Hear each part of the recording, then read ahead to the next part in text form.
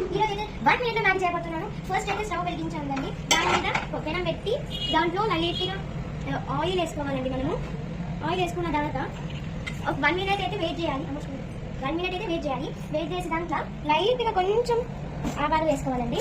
ఆవాలు వేసుకున్న తర్వాత లైట్గా జీలకర్ర వేసుకోవాలండి. మనము వేసుకున్న తర్వాత ఒక 3 minutes ఆగాలండి.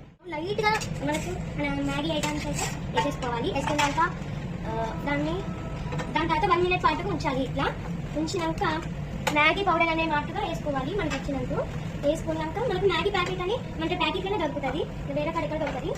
అండ్ దాని తర్వాత కొంచెం వాటర్ అయితే ఒక గ్లాస్ నిండా పోసుకోవాలి.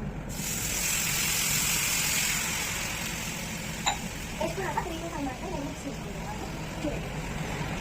ఇలాగే చూసినట్టయితే 3 to 5 minutes పాటుగా మనం మ్యాగ్నేట్ చేసుకోవాలి. మనం మిక్స్ చేస్తూ ఉండాలండి. 3 to 5 minutes మనం వెయిట్ చేయాలి.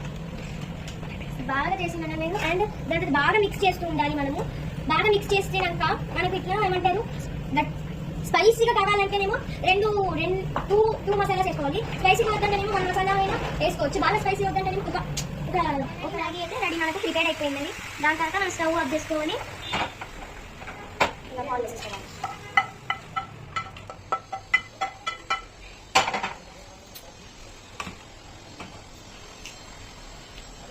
ఫైనల్లీ నాకైతే చాలా బ్యూటిఫుల్ అండ్ ఎక్సలెంట్ ఉంది. మీకు ఏమైనా వీడియోస్ కావాలంటే కామెంట్ సెక్షన్లో నేను చేయండి.